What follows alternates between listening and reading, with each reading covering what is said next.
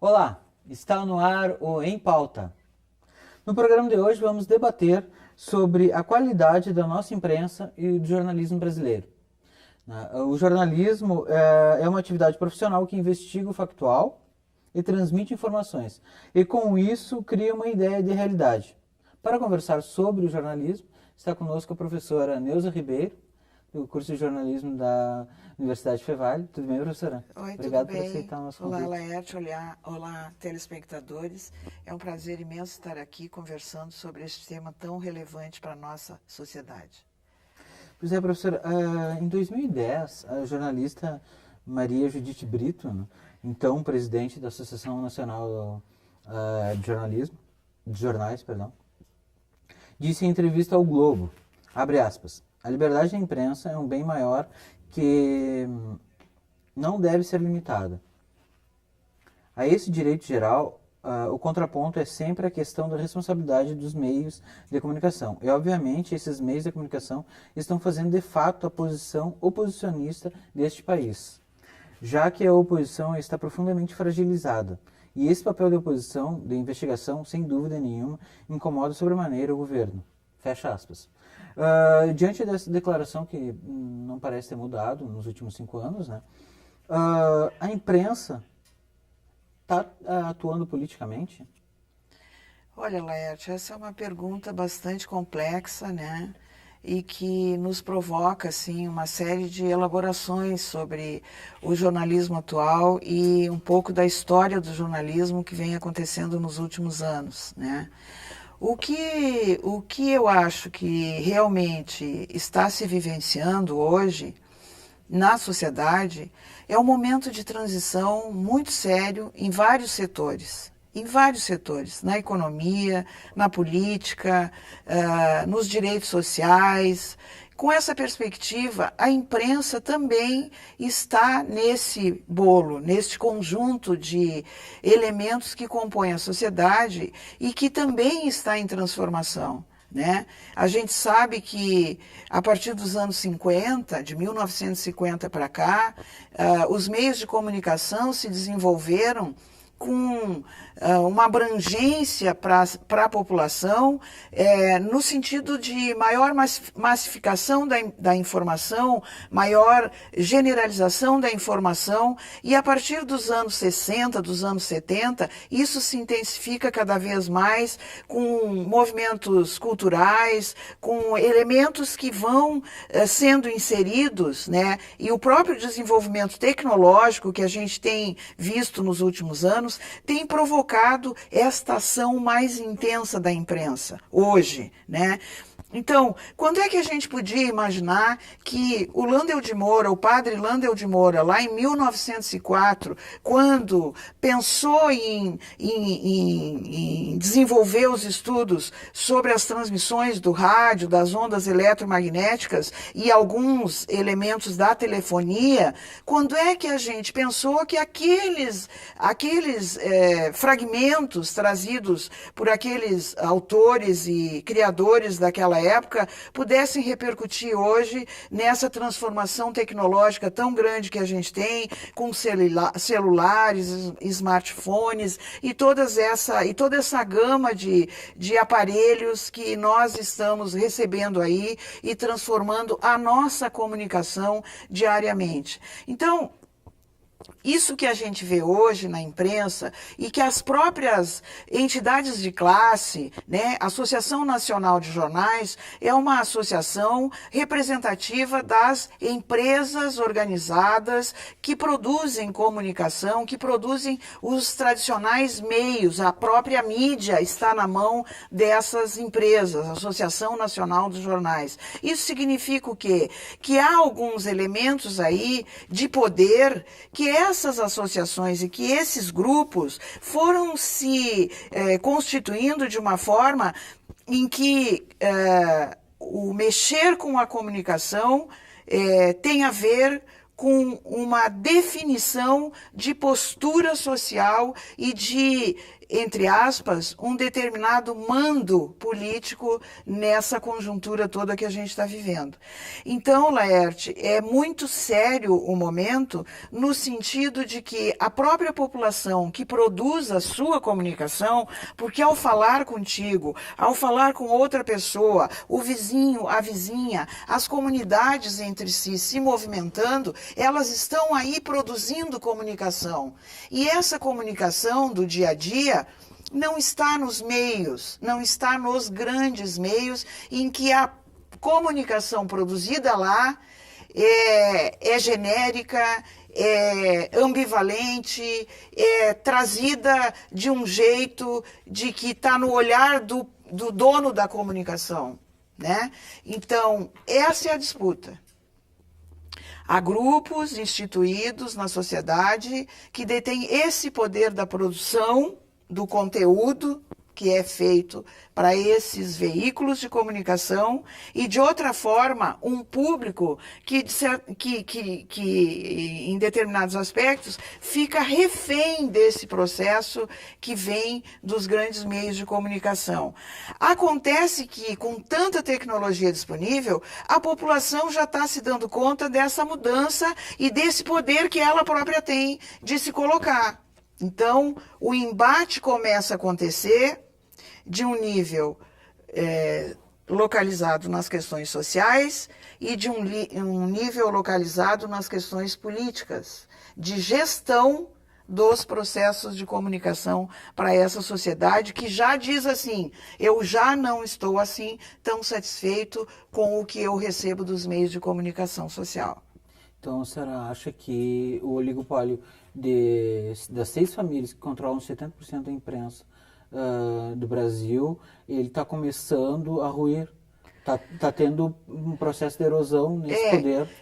Eu não sei se é um processo de erosão, mas eu acho que é um processo de revisão em que esses grandes grupos, esse conjunto de famílias que até certo momento domina esse campo dos meios de comunicação, tem que ser modificado de alguma forma. E a internet está sendo, no meu ponto de vista, está sendo fundamental para isso. Sem dúvida nenhuma. Eu acho que as redes sociais têm contribuído muito para essa alteração, que ela não é ainda de todo muito significativa, mas ela já mexe com alguma coisa dessa estrutura rígida que parecia que não se movimentaria ao longo dos anos.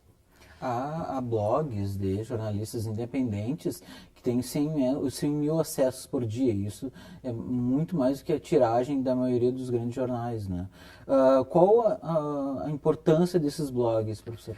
Olha, eu acho que toda essa tecnologia da internet, essa questão computadorizada, da disponibilidade, do acesso, quanto mais as pessoas têm acesso a esses processos alternativos de produção de conteúdos da comunicação, mais se vê uma conscientização e um domínio pelo próprio público desse saber.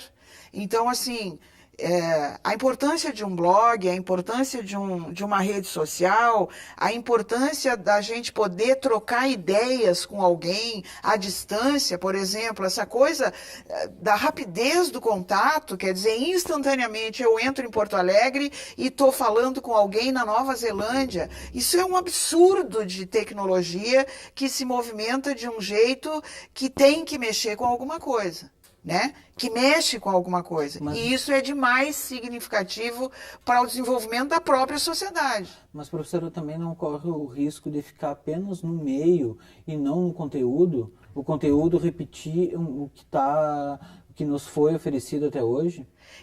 Aí é que eu acho, Laerte, que esse é um desafio, por exemplo, para os jornais. Nós vimos agora, essa semana que passou, há 2 semanas atrás, há 1 semana atrás, aqui no Rio Grande do Sul, uma discussão que apareceu nas redes sociais. O jornal O Sul está deixando de ser impresso para migrar para a internet. O Sul 21 já nasceu na internet também.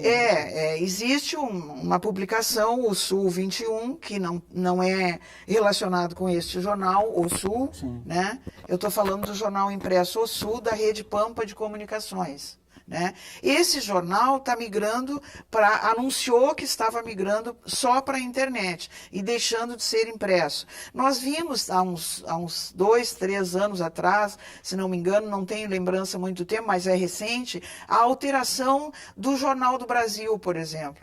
O Jornal do Brasil, que era um grande jornal brasileiro, compondo com a Folha de São Paulo, com o Estado de São Paulo, com aqui no Rio Grande do Sul, a Zero Hora e outros jornais do Brasil, esse grupo de jornais fortes, né, de publicações fortes no Brasil e que tinham domínio de um processo aí no Rio de Janeiro. O Jornal do Brasil fecha e só está na internet. Então, quando a gente vê esse tipo de movimentação, é de se pensar, é de se avaliar qual é o grau de intervenção dessas tecnologias e como isso pode ser melhor organizado para que os conteúdos que as pessoas estão recebendo sejam realmente de qualidade, né? Então, é interessante que se pense na migração do corpo de produtores, por exemplo, os jornalistas que trabalham num jornal, de serem incluídos num novo processo de articulação, de produção do seu fazer. Que o jornalista não deixa de ser jornalista nunca. Ele é um intelectual formado, que adquire conhecimentos. O que ele vai modificar? Vai ser o uso da tecnologia que lhe está sendo disponível para o exercício da profissão. Então, é possível sim um jornalista migrar de um jornal para um grupo de internet, para uma rede social? Claro que é. Acho que é um aprendizado novo, mas o jornalista deve saber lidar com todas essas ferramentas. Professora, segundo a ONG Oxfam, inglesa Oxfam, no ano que vem, provavelmente 1% da população do planeta vai deter 99% da riqueza, né? Diante desse quadro, assim, o Sérgio Alime sempre comenta que o jornalismo hoje em dia é um cão de guarda do poder, no caso, o capital. Diante do tamanho dessa brutal concentração da riqueza, né, há como se conseguir um jornalismo independente? É uma pergunta também bem complexa essa tua, Laerte, mas que eu vejo da seguinte maneira: a própria estrutura capitalista do sistema, ela é vigorosa até o momento em que a população se apropria de determinados saberes e conhecimentos que possam colocar em xeque esse poder e essa estrutura sistêmica que é tão forte, tão carregada na sociedade atual e que vem de, né, séculos, história, né, de organização da sociedade. Quanto mais a sociedade, o cidadão, estiver consciente de seu papel, cumprindo determinados deveres sociais, exercitando e defendendo determinadas posturas e valores para o bem comum da sociedade, isso tende a ser mexido de alguma forma, né? Na medida em que a população se apropria dos saberes de que a comunicação é importante para o mundo, né? E que essa população possa vir a discutir as formas, os modos de produção dessa comunicação, isso pode ser colocado em xeque.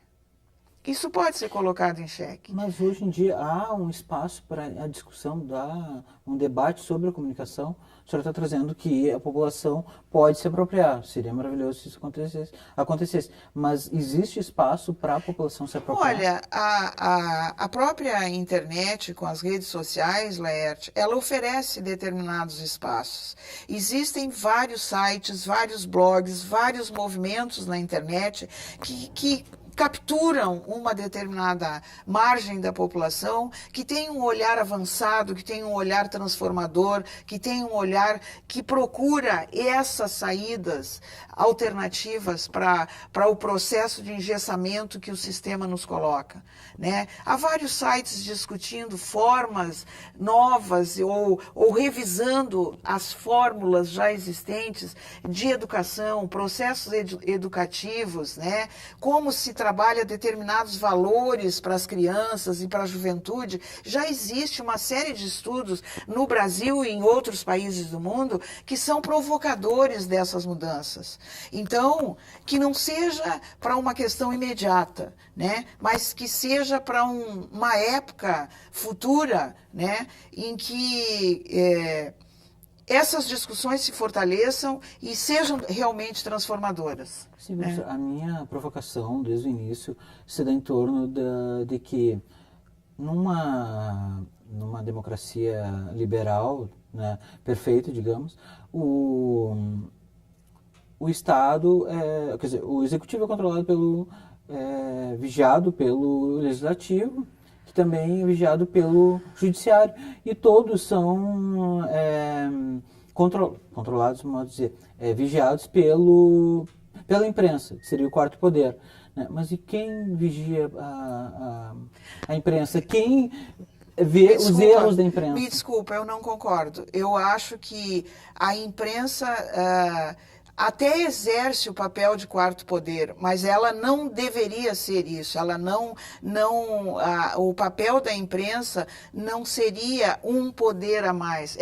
Ela exerce, ela tem exercido esse papel hoje na sociedade brasileira, por exemplo, com essa estrutura que a gente tem aí dos meios de comunicação, porque há um equívoco. Há um equívoco dos donos do poder da comunicação que utilizam esses elementos, subterfúgios, domínios, né, publicamente. E a gente já viu, está aí a Operação Zelotes, que está identificando uma série de grupos, inclusive de comunicação, envolvidos no processo de corrupção, desvio de verba, etc. Quer dizer, a imprensa, na verdade, não deve ser o quarto poder. Na verdade, ela deve estar junto com a sociedade, executando esse poder de vigilância para que os governos e os políticos administrem melhor estas gestões públicas do país. Então, está equivocado o processo. E no momento em que a população se apropria dessas questões e começa a pensar melhor e a elaborar melhor isto, a própria imprensa deve ser vigiada pela população.